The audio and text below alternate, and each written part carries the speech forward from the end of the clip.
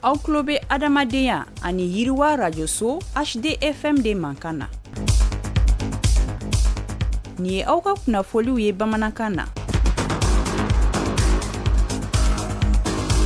Alamɛbaaw ani yantuma a y'aw bisimila bunadamadenya ni yiriwa rajoso HDFM dɔnkibaru sanfɛ bi dɔnkibaru kunnafoni na bakurubaw la an bɛna kuma an ka jamana fintilaka minnu binna kɛlɛyɔrɔ la olu ka denbaya u ye dɛmɛ sɔrɔ ka taa se sɛfɛwari miliyɔn 3 bɔɲɔnko ani balow ma an na kumaw kan bi dɔnkibaru kɔnɔna na ni o tɛmɛna ka bɔ yen an na taa tɔnbutukaw fɛ musolakaw olu ka kɛnɛya ani denmisɛnninw ka kɛnɛya sabatili hukumu kɔnɔ fɔ ka taa se bolociw ma projet belebeleba o kurumbu karila an na kumaw fana kan bi dɔnkibaru kɔnɔ ninnu de ye bakurubaw ye kunnafoni wɛrɛw bɛ ka fara minnu kan sɔgɔni an bɛna walawalaliw kɛ.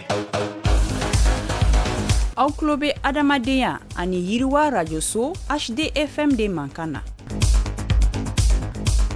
A y'aw bisimila ko kura dɔnkibaru kɛnɛ kana na i n'a fɔ an bɔra k'a fɔ kunnafoni daminɛw la cogoya min na an ka jamana fintilakaw olu minnu tora kɛlɛyɔrɔw la u ka denbaya u ye dɛmɛ belebeleba sɔrɔ min bɛ taa sɛfɛwari miliyɔn 3 bɔɲɔnko la ani balo k'a bɔ maaw yɔrɔ maa minnu ni o ye an ka jamana fintilaka minnu denw sigilen bɛ Kanada jamana kɔni kana na fɛn min ye u ye ninnu fara ɲɔgɔn kan k'a kɛ dɛmɛ ye k'a ɲɛsin maaw ma maa minnu ni olu jogina kɛlɛyɔrɔw la fɔ ka taa se maa minnu cɛw sara kɛlɛyɔrɔw kɔni na waasa u bɛ se ka u yɛrɛ dɛmɛ ni sunkalo belebeleba in kɔnɔna na. Projet belebeleba kurumbo karila an ka jamana kɔnɔna na waasa ka se ka a ɲɛsin an ka jamana musolakaw ma olu ka kɛnɛya kow sabatili ma fɔ ka taa se denmisɛnnin fitinin minnu ni olu bɛ bange olu ka kɛnɛya bɛ sabati cogo di fɔ ka taa se baloko sabatili kɔni ma an'u ka bolociw o de kɔni hukumu kɔnɔna na min ye nin wulikajɔ belebeleba in ni kɔni baaraw kurumbo karila u ka sigi kɔni kɔfɛ sigi min kɔni senfɛ u ye baaraw kɔni dajira ɲɔgɔn na ni ka tila ka a jira k'a fɔ nin wulikajɔ belebeleba in ni u k'a ma ko projet résilience sanitaire intégré a kɔni kurumbo karila jamana in kɔni kɔnɔna na k'a ɲɛsin an balakaw ani denmisɛnnin fitiniw olu ka kɛnɛya ko sabatili ma.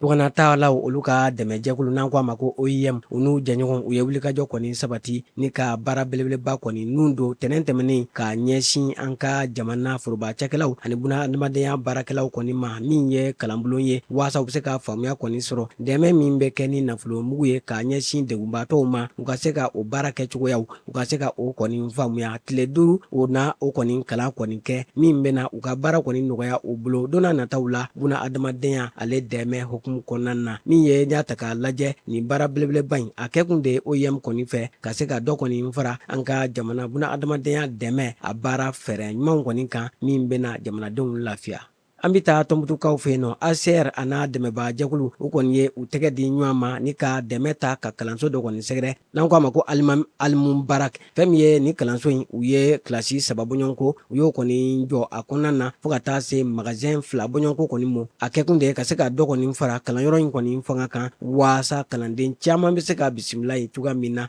a baaraw kurumbo karili kɛra ka bɛn marisi kalo tile 9 ma san 2026 Tɔnbukutu ale gouverneur u ka ciden kɔni tun bɛ a kɛnɛ kana na ka taa se dɛmɛbaa jɛkulu ani an ka kalanko maa ɲɛmaw bɛɛ lajɛlen kɔni mɔ fɛn min ye n'i y'a ta k'a lajɛ nin wulikajɔ belebeleba in a kun de ye ka se ka kalan ɲuman di Tɔnbukutu denmisɛnninnakaw ma kɛrɛnkɛrɛnnenya la maa minnu ni u bɔlen don u sigiyɔrɔw la u n'u jatigiw u ka denmisɛnninw bɛ se ka kalan ɲuman sɔrɔ cogoya min na a musaka a bɔra jɛkulu caman kɔni kunna min ye Education Cannot Wait ka taa se min ye ACR ani baɲumankɛtɔn AMSES ani min ye UNICEF nin bɛɛ de kɔni jɛra ni ka nin baara in nun don. An ka jamana minisiri min ka wulikajɔ ɲɛsin bɛ kɛnɛyako ani buna adamadenya dɛmɛw mɔ ni o ye colonel major Asan Bajalo Ture ye a ye an ka jamana pharmacie baarakɛlaw ka jɛkuluba 2 bisimila ka bɛn min ye marisikalo tile 9 san 2026 min ye Sinapo ka taa se Sinapharm ma a baarakɛlaw olu kɔni taara ka taa min ye minisiri kunbɛɲɔgɔnya ka se ka fɛn min ye hakilina falenfalen kɔni kɛ ka kɛ ni jamana kɛn bɛ ka nɔgɔya da min kɛ jamanadenw kɔni ye min ye fura sarako kɔni na n'an ko a ma ko assurance maladie obligatoire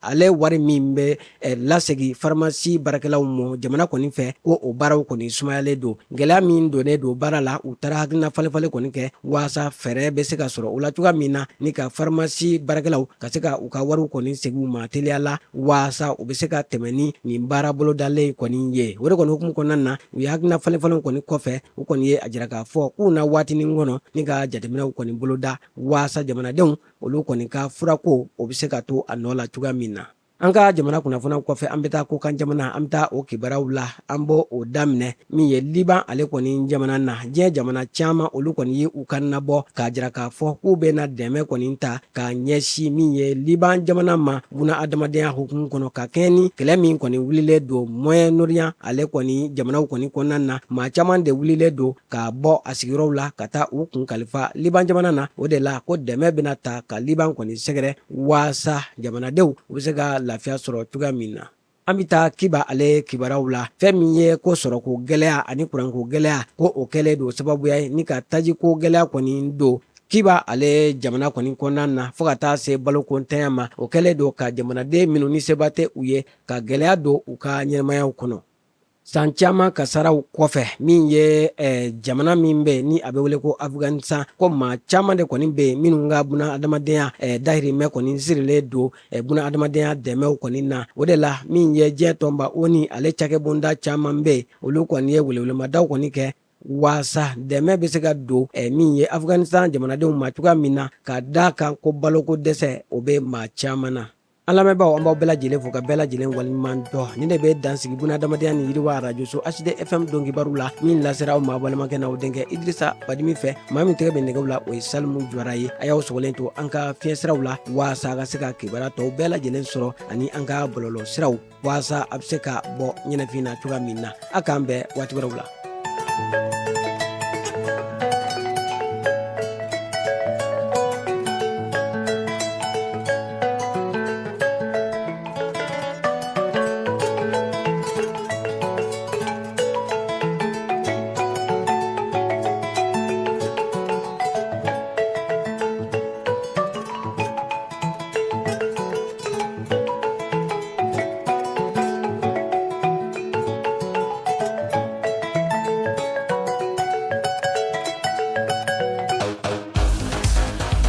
Aw tulo bɛ adamadenya ani yiriwa radio so HD FM de mankan na.